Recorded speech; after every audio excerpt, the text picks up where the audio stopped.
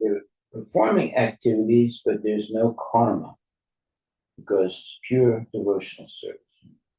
And then action and inaction, that means they are not engaged in Krishna consciousness.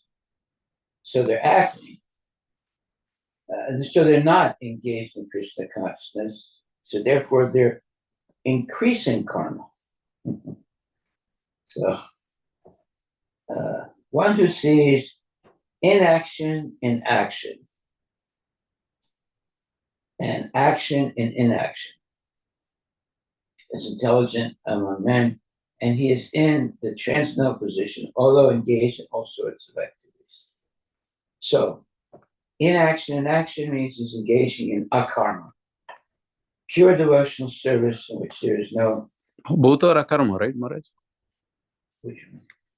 Action in inaction as well as inaction in action. So wait a minute. Action in inaction, which means they're getting karma. They're not performing their duty. No, in the sense like they're seeing that by acting, we're not acting. Isn't that what the... So, like for example, in Krishna consciousness, if you don't engage in Krishna consciousness, then you're performing actions that are detrimental. Mm-hmm. So you're saying, yeah, basically the action in inaction means you're accruing karma. Yes. Yeah. And inaction in action means you're not accruing karma. Correct. Why? Because it's not that you're not acting. It means that you are not engaged in sinful activities. You're acting, but you're not engaged in sinful activities. Mm-hmm. So one who sees inaction in action and action in inaction is intelligent among men, and he is in the transcendental position, although engaged in all sorts of activities. Purport by His Divine Grace, A.C. Bhaktivedanta Swami Prabhupada. A person acting in Krishna consciousness is naturally free from the bonds of karma.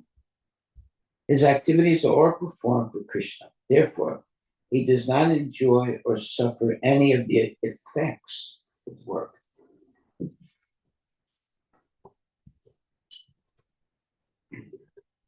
Consequently, he is intelligent in human society, even though he's engaged in all sorts of activities for Krishna. So that's inaction in action. Akarma means without reaction to work. The impersonal ceases fruitive activities out of fear, and so that the resultant action may not be a stumbling block on the path of self-realization. But the personalist knows rightly his position as the eternal servitor of the Supreme Personality of Godhead. Therefore, he engages himself in the activities of Krishna consciousness. Because everything is done for Krishna, he enjoys only transcendental happiness in the discharge of this service. Those who are engaged in this process are known to be without desire for personal sense gratification. The sense of eternal servitorship to Krishna makes one immune to all sorts of reactionary elements of work. Haribol. Text 19. Yasya sarve samarambha kama sankalpa varjita yanagni dagda karmanam tam ahu pandita buddha.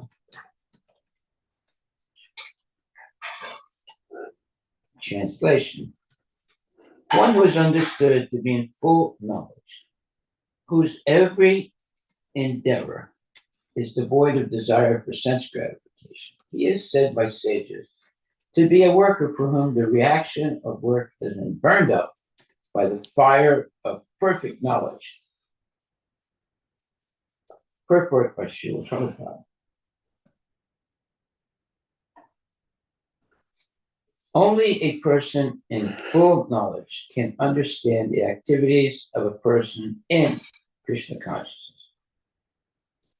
Because the person in Krishna consciousness is devoid of all kinds of sense gratificatory propensities.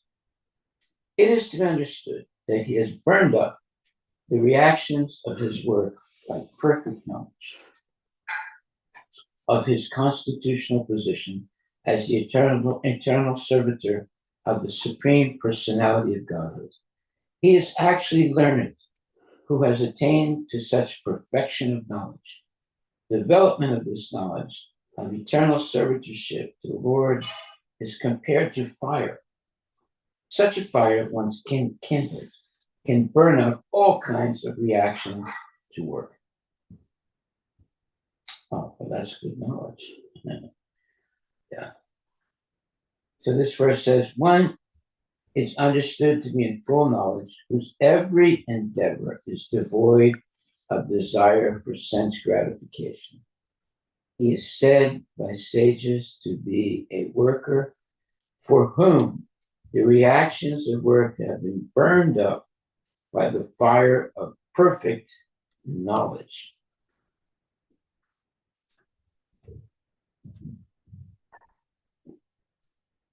Okay, well, that's pretty clear. That doesn't need much explanation.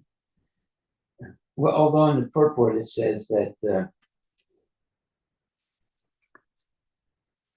only a person in full knowledge can understand the activities of a person in Krishna consciousness. Well, yeah, that's true. Because the person in Krishna consciousness is devoid of all kinds of sense gratificatory propensities, it is to be understood that he has burned up the reactions of his work by perfect knowledge. Yeah, he's given up sense gratification. So, therefore, he has real knowledge of his constitutional position as the eternal servitor of the Supreme Personality of God. He is actually learned who has attained to such perfection of knowledge. Development of this knowledge of eternal servitorship to the Lord is compared to fire. Such fire, once kindled, can burn up all kinds of reactions to work and all karma. Haribol. By the development of this knowledge of eternal servitorship to the Lord is compared to fire. Such a fire, once kindled, can burn up all kinds of reactions to work. So, therefore, we should always be engaged in service of Krishna. We're reading this almost in every, let's say, verse of the Bhagavad Gita. Text 20. Tyakta karma phala sangam nitya tripto nirashraya karmani abhipavrito pi naiva kinchit karoti sa. Abandoning all attachment to the results of his activities, ever satisfied and independent, he performs no fruited action, although engaged in all kinds of undertakings. Let me read that again. Abandoning all attachment to the results of his activities. But that doesn't mean he gives up his activities. He just gives up the results. Ever satisfied and independent. Yeah, he's satisfied with whatever comes his way easily. And he's independent, meaning he's not depending on the mercy of somebody. He performs no fruitive action. Yeah, no selfishness. Although engaged in all kinds of undertakings. Purport by Srila Prabhupada. This freedom from the bondage of actions is possible only in Krishna consciousness. when one is doing everything for Krishna. A Krishna conscious person acts out of pure love for the Supreme Personality of Godhead, and therefore he has no attraction for the results of the action. He's not even attached to his personal maintenance, for everything is left to Krishna. Nor is he anxious to secure things, nor to protect things already in his possession. He does his duty to the best of his ability and leaves everything to Krishna. Such an unattached person is always free from the resultant reactions of good and bad, meaning karma. It is as though he were not doing anything. This is the sign of akarma, or actions without fruitive reactions. Any other action, therefore, devoid of Krishna consciousness, is binding upon the worker, and that is the real aspect of vikarma, as explained herein before. Well, vikarma means sinful activities. So there's karma, which is activities according to Krishna consciousness, but still having attachment, right? And vikarma are sinful activities, and akarma are pure activities without any material desires. So you have karma, vikarma, akarma. Okay, text 21. Nirasya yatichitatma chakkusarva parigraha sariram kevalam karma kurvam napnuti kilbasam. Such a man of understanding acts with mind and intelligence perfectly controlled, gives up all sense of proprietorship over his possessions, and acts only for the bare necessities of life. Thus working, he is not affected by sinful reactions. Very nice verse. Let me read that again. Such a man of understanding acts with mind and intelligence, perfectly controlled, gives up all sense of proprietorship over his possessions, and acts only for the bare necessities of life. Thus working, he is not affected by sinful reactions. Purport by His Divine Grace, A.C. Bhaktivedanta Swami Srila Prabhupada. A Krishna conscious person does not expect good or bad results in his activities. His mind and intelligence are fully controlled. He knows that because he is part and parcel of the Supreme, the part played by him as a part and parcel of the whole is not his own activity, but is only being done through him by the Supreme. When the hand moves, it does not move out of its own accord, but by the endeavor of the whole body. A Krishna conscious person is always dovetailed with the supreme desire, for he has no desire for personal sense gratification. He moves exactly like a part of a machine.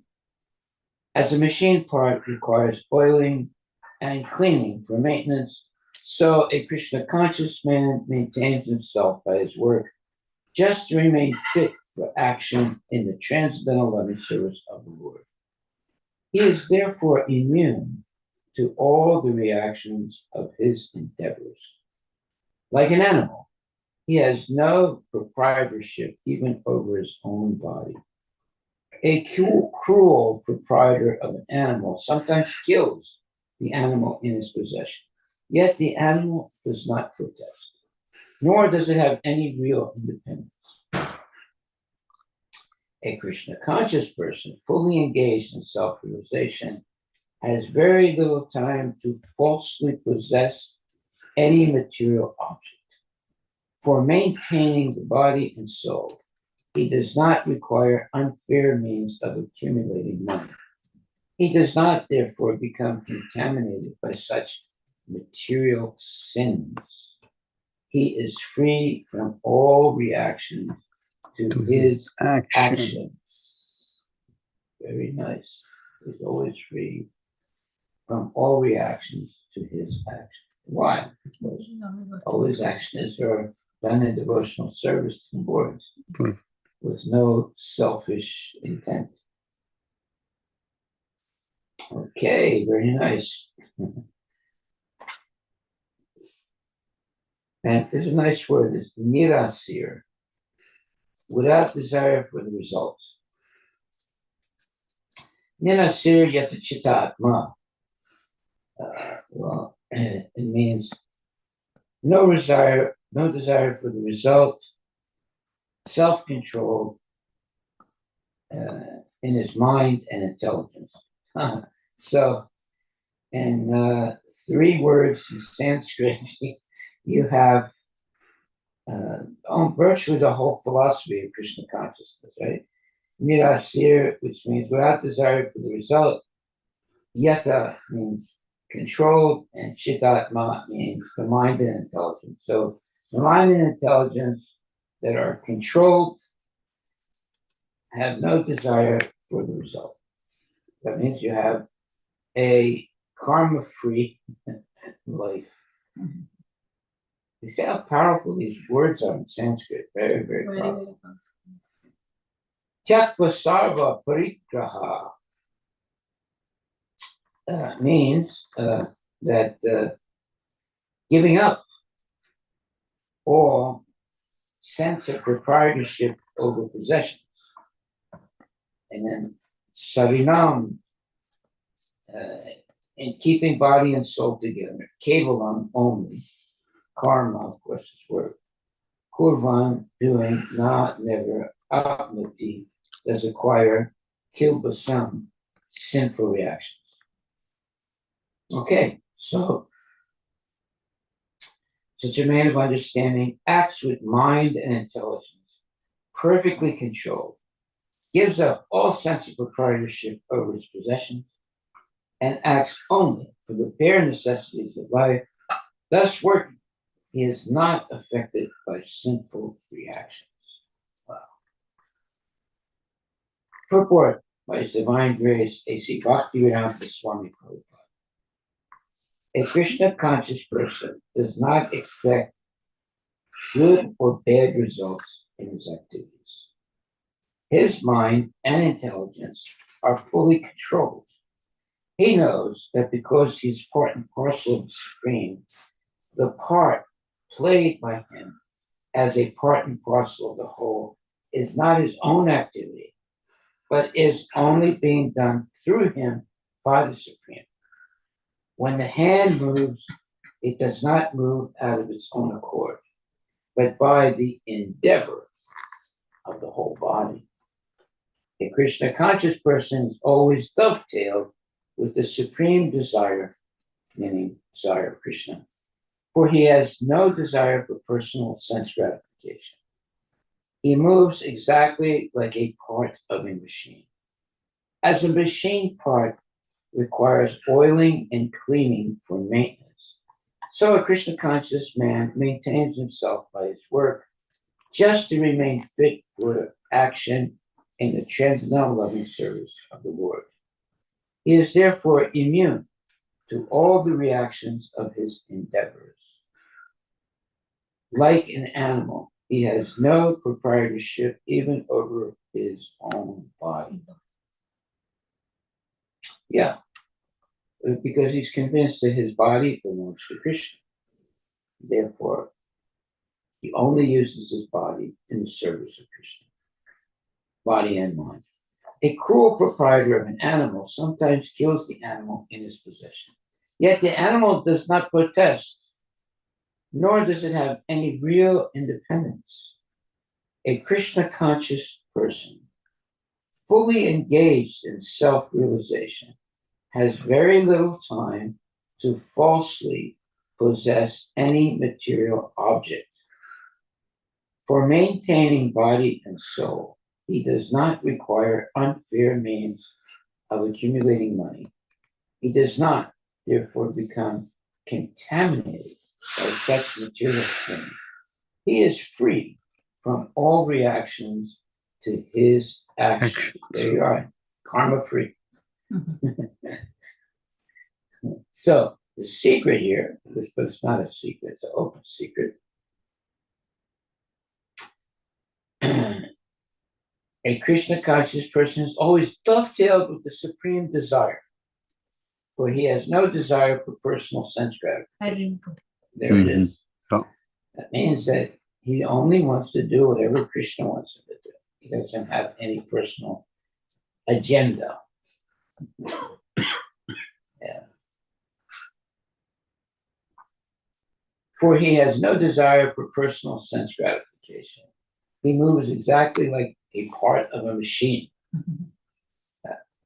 As a machine part, it requires oiling and cleaning for maintenance, so a Krishna conscious man maintains himself by his work just to remain fit for action in the transcendental loving service of the Lord. He is therefore immune to all reactions of his endeavors. That should give us a hint of what our real, let's say, activity should be. Just always be engaged in devotional service and not be attached to the result, rather offer the result to Krishna. Then Krishna is not a greedy person. He'll accept your service and he'll make sure that you have your minimum needs without working, 12 hours a day. Yeah. One question. Yes. So, a person who is in Krishna consciousness, he is not attached to the result. But the first line says Krishna consciousness person does not expect good or bad results in his activities. But I need more detail, like when devotee is working is for Krishna, but at that time the intention is to get a good activity, like a good result. Even though we are not attached to it, we want to have a good result. We want a good result for Krishna. For Krishna. We don't want it for ourselves. But this line says does not expect. But so it means, well, he works honestly, and whatever happens, that's Krishna's, mercy. He's not thinking, well, if I do this, then Krishna will give me that, right? And if it doesn't happen, he gets upset. He said, I thought Krishna was going to give that to me. Now I'm not going to worship Krishna anymore. I'm going to go play pinball machine.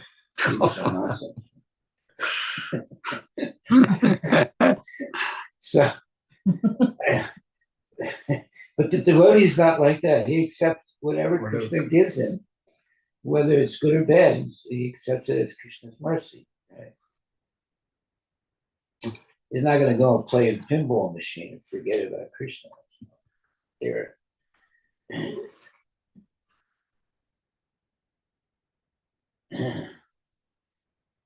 That's why it says here, that a Krishna conscious person is always dovetailed with the supreme desire, meaning the desire of Krishna. For he has no desire for personal sense gratification. He moves exactly like a part of a machine. As a machine part requires oiling and cleaning for maintenance, so a Krishna conscious man maintains himself by his work just to remain fit for action in the transcendental loving service of the Lord. He is therefore immune to all reactions of his endeavors. He's not making any karma. Exactly. It's all akarma.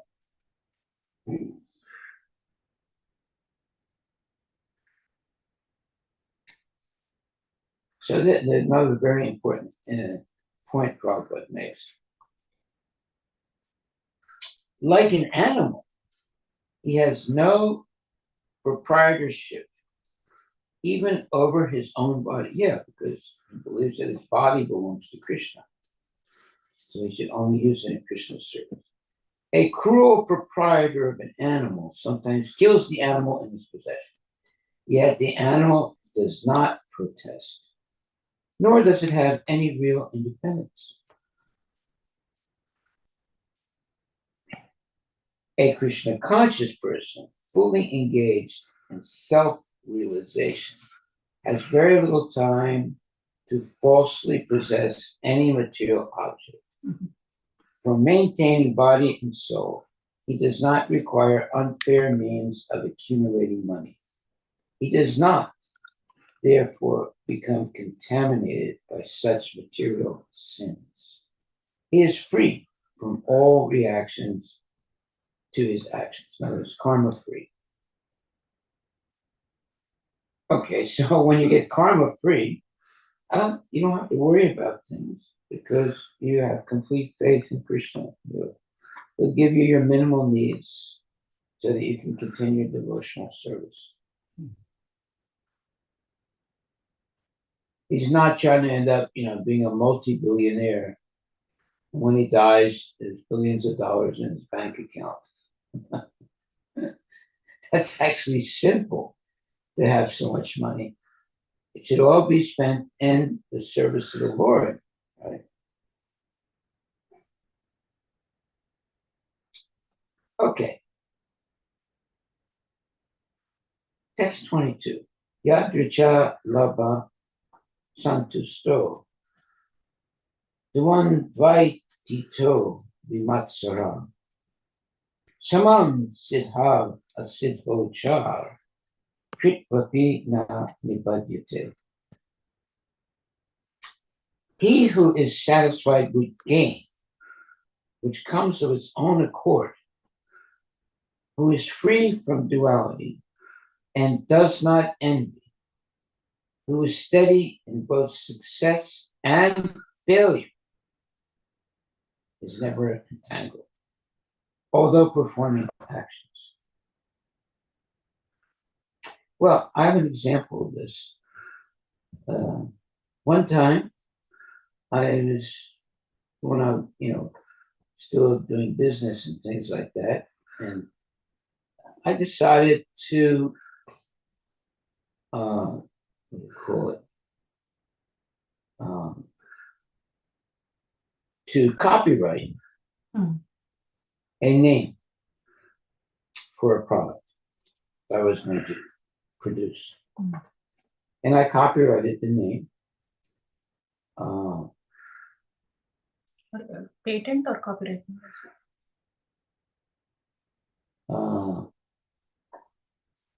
What's the difference? Okay, patent. Patented it. The name. And the product. Patented the name. Name was it?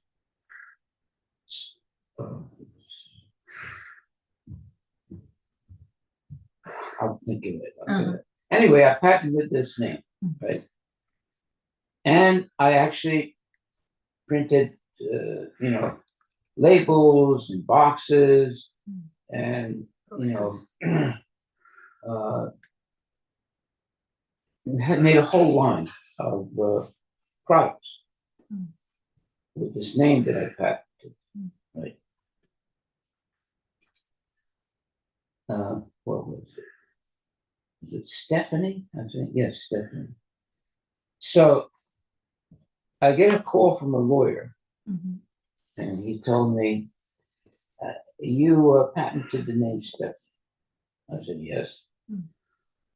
And he said, well, Stephanie, the daughter of so-and-so, wants to purchase that name from me. I said, really? How much do you want to pay? He said, well, you tell us. Krishna. I had just finished, making all the labels and boxes, and I already began selling those products, right? Named Stephanie, and because it's the name of the king of Monaco's, one of his daughters' name is Stephanie. Look it up if that's true. I want to make sure it's the right one. Hmm. So he said, tell me how much money you want. And he left it up to me. Okay. Wow. This is a true story. And how much you said? 100,000 something? At least more. Maybe it was more. Wow, at that time. That's pretty. So is that the name of the daughters? He has two daughters. The king of Monaco. Monaco.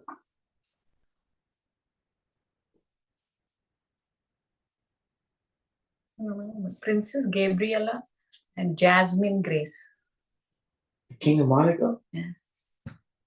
Prince Albert II of Monaco has two daughters, Princess Gabriella and Jasmine Grace Grimalda. Maybe there is a Another prince. So Princess like- Stephanie of Monaco was born on Yeah, 1965. Stephanie. Mhm. You see? Yeah. 1965 in Princess Palace, Monaco. She is an actress. Yeah, so that's Stephanie, right? Mm. The princess of Monaco. Yeah, she's princess. So I didn't know about that, but I like the name Stephanie. So I registered the name and I owned it now. So then the lawyer of the king of Monaco calls me up and says, we want This to buy is it. Okay, yeah, it's a very pretty lady. Now, I didn't know they were going to do that. I wasn't trying to cheat anybody, right? It was a name, and nobody had, owned that name legally. I did a research, nobody owned the name, so I patented it. So you didn't know that it is a princess name? You know, I think I Stephanie is knew a it was pretty common name, no? Yeah, but Stephanie. A lot Yeah. of girls have that name. Yeah. So I registered a name, and very shortly after that, I get a call by this lawyer representing the king of Monaco. And he said, give me a figure. He said, how much you want for it? Krishna. So, yeah, I think I said $100,000. I should have said $1 million. I don't know why I said 100,000. I should have said $1 million. He would have given it to me. They were like, but what could they do? Yeah, They have no choice. yeah. You own the They asset. can't sue me. I didn't do anything. And you illegal. own it legally. Yeah. That was my ignorance at that time. Anyway, I don't regret it. Yeah. So then he bought it, and I got $100,000, just like that. Yeah, that was interesting. Now there are people. What do they do? They patent, or what do you call it? They register every name they can think of. Yeah. Yeah. That's their business. It's called the domain squatters. Yes. This They'll- sit on. They squat on it. They'll every name you can think of, everything they can think of, and they spend a lot of money doing that, And then if anyone wants to use that name, now you have to pay them. Yes. Yeah. Trump But- also did. Huh? Trump also did it. Oh, yeah, they all do that. Trump I did it too, right? Yeah. But I didn't know. I didn't have the idea of making a business out of it. I just liked the name. I patented it, and it just happened to be, the name of one of the daughters of the king of Monaco. I knew it was the name of the king's daughter, one of his daughters, but I liked the name, Stephanie. Okay, so anyway, time is up. So Hmm. no more stories.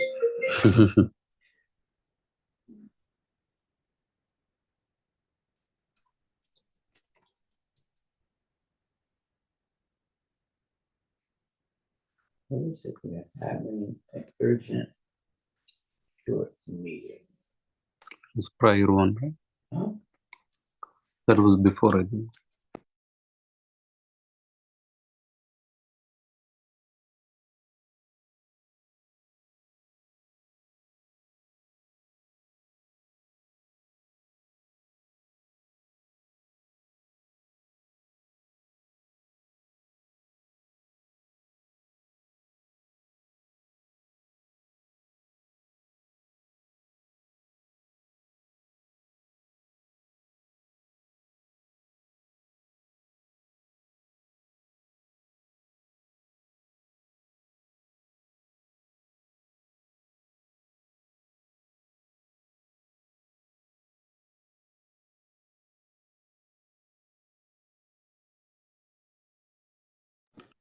You shouldn't go crazy over it.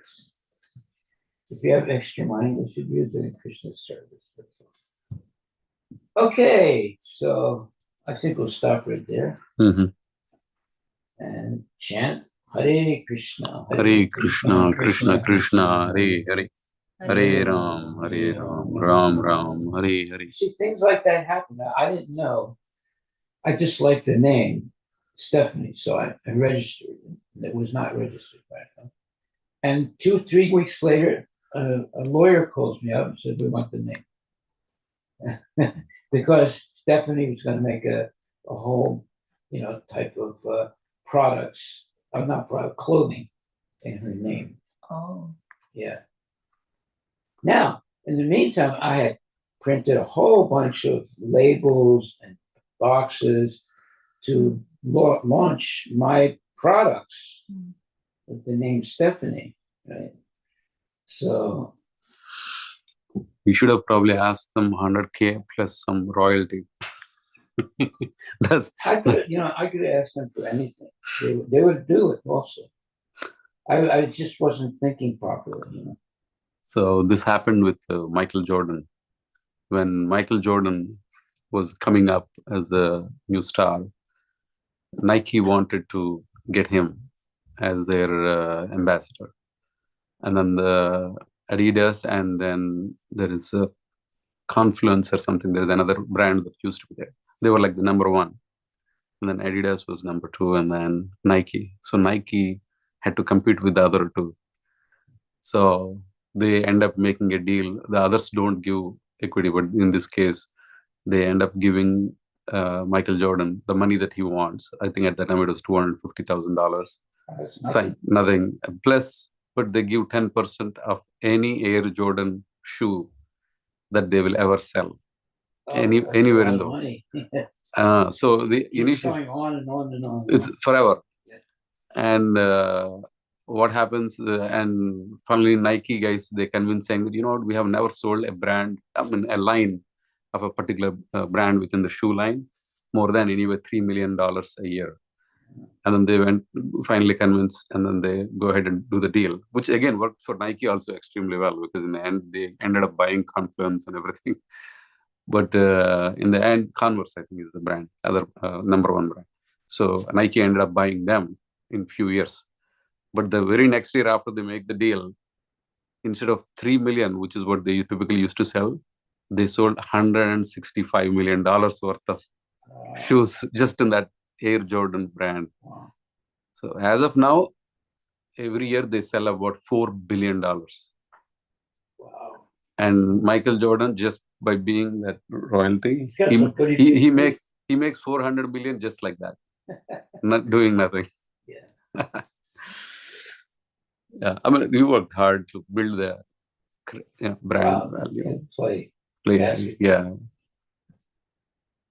He's got some big feet.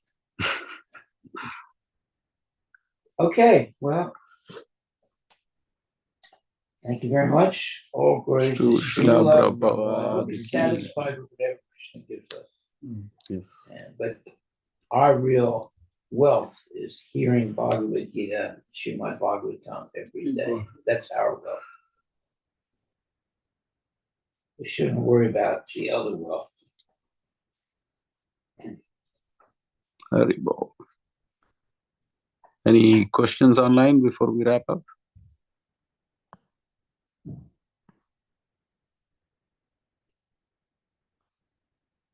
Okay. So we'll